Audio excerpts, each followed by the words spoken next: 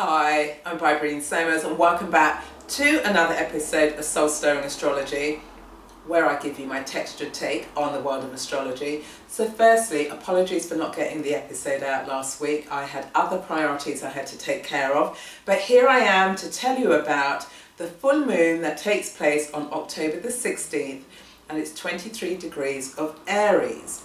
So with the full moon, that means that the sun is opposing the moon and the sun is in Libra.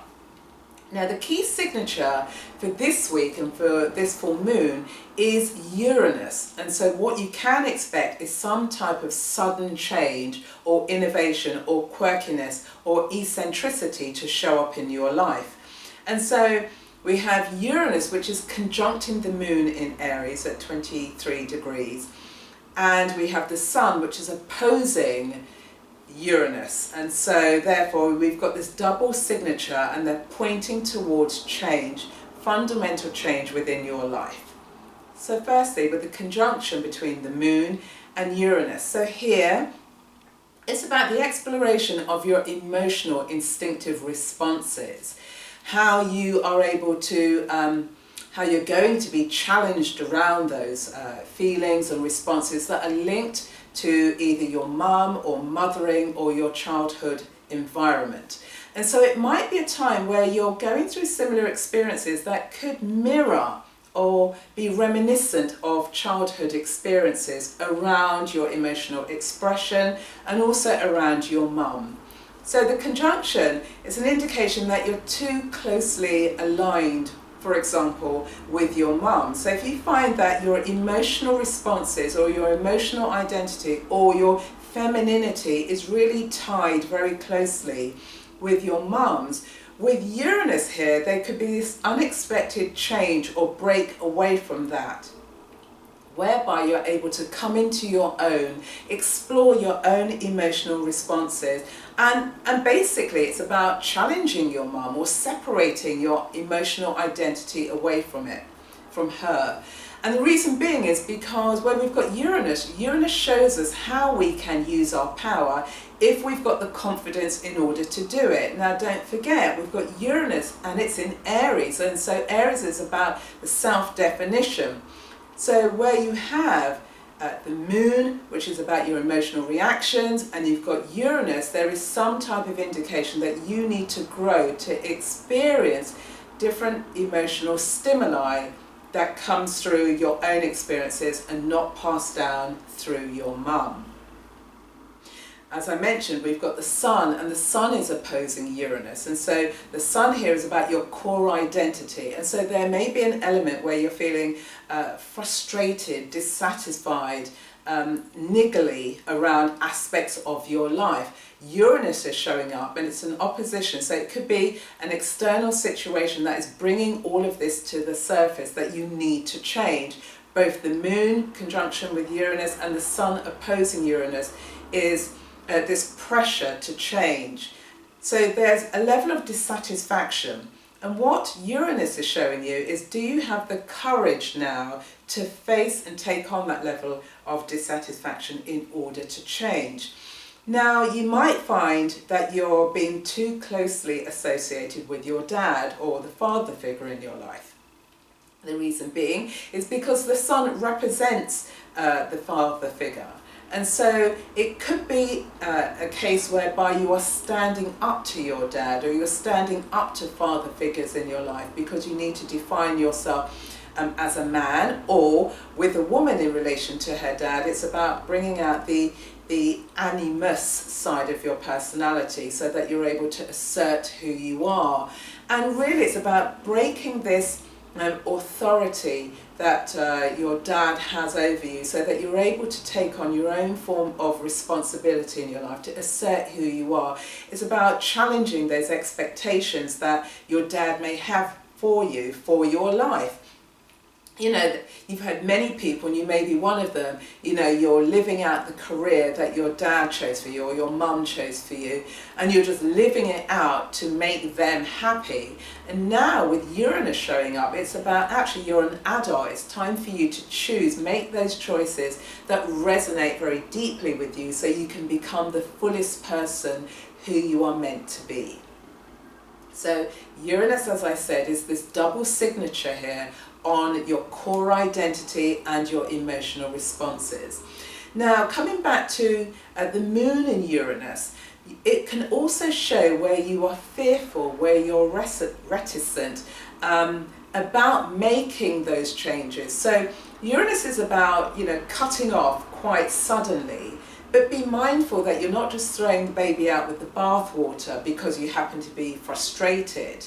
And actually what it could be doing is that you're masking your fear to change. So be honest with yourself, look at your emotional responses, look at your blocks, look at your fears, and really check yourself to see, are you blocking this new path of evolution? And that's what Uranus is pointing towards. Then we have Mercury, and Mercury is forming a square to Pluto, and then Pluto is also conjunct Mars. So firstly with Mercury, so you've got Mercury, Pluto, and so here we're dealing with the mind or the psyche, and Pluto is about plunging into the mind and psyche. So it's a time whereby you should be exploring what it is that fundamentally makes you tick. What is it that, with all your nuances and your idiosyncrasies, how is it that you're able to harness them and bring them to the surface so that you're rounding out yourself as a fuller human being, which will then tie in with this Uranus signature. So here it's about, what is it that you're prepared to plunge deeply into? It could be a subject that captivates your mind, that you spend so much time studying because you're moving towards self-mastery. And so where you've got this signature of Mercury and Pluto, as I said, Mercury is to do with your mental faculty, so it's about the deep stimulation of your mind and what it is that makes you tick. But through this mastery over a subject or an area or an issue, it can lead you to become your own expert. And just bear in mind, we're living in the time now of personal branding, unique expertise. So it's a time where you can start beginning to put your authority out into the world. Because we've got Mercury here, it's about your ability to lead or transform other people through the spoken word or the written word or through some type of creation that captures the imagination of other people. So it's very, very powerful that you're able to identify or align yourself with the things that truly matter to you, because it can then help you begin to separate, to become more discerning, to become more distinctive, to actually become more of you.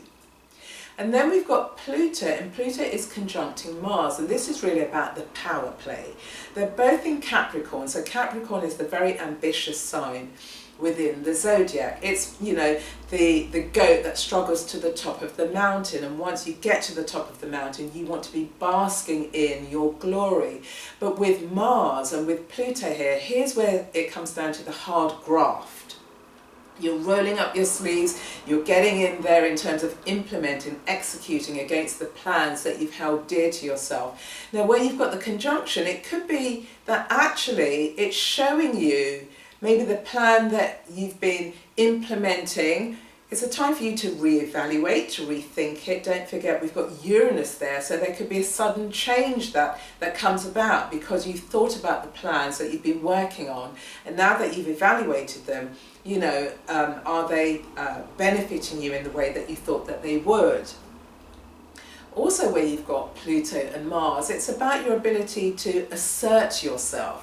So it's an encouragement. The energy here is, get out into the world, assert who you are, make things happen. And it's not that throwaway line, just get it done, but it's about executing on your well thought out plans.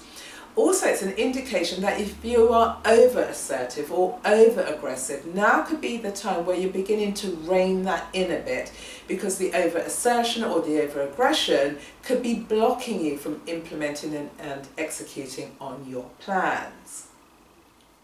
Then lastly, we have this beautiful aspect that takes place between Jupiter as well as Saturn. So we've got, the risk-taking, abundant Jupiter meeting the more cautious, reserved, authority-driven and responsible-driven Saturn. But given it's a sextile, it's a wonderful combination because you've got this sense of joy and faith and trust coming from Jupiter, connecting with Saturn, which is about cautious optimism. And so here, if you're able to balance out the energies that are coming from the particular signatures, you've got the Uranus here, which is causing you to really think about the changes that need to take place. And then you've got Pluto and Mercury and Mars, so it's your thinking capacity as well as your ability to execute on your plans. And if you're able to bring all of that together, then with this beautiful signature of Jupiter with Saturn, you could really make your dreams come true. There's a sense that you've acquired the wisdom. You've been round the houses a few times, you've been round the block, and so you understand how life works. But also it's an invitation for you to really trust yourself. Have faith in yourself. Have faith in your beliefs. And don't forget, we've got Saturn in Sagittarius, which is the sign that Jupiter rules. And then we've got Jupiter, which is all around your belief systems, and it's in Libra. And so there's a lightness to it. It's about have faith and confidence in who you are, and in doing so you could realize the success that you've been dreaming of. And that could be your material success or however you define success in your life. So that brings me to the end of this week's episode, and it brings me to the quote of the day, which is by Khalil Gibran.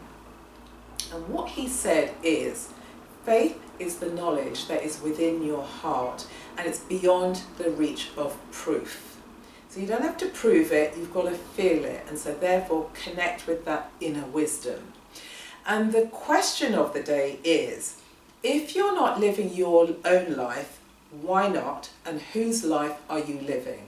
So, as always, put your comments and answers in the comment box below. You know I love to connect with you. Feel free to share this episode with other people in your network, and you can like and subscribe to my channel. And I look forward to serving you again next week on next week's episode of Soul Stirring Astrology. Until then, have a great time exploring and discovering your own sense of faith.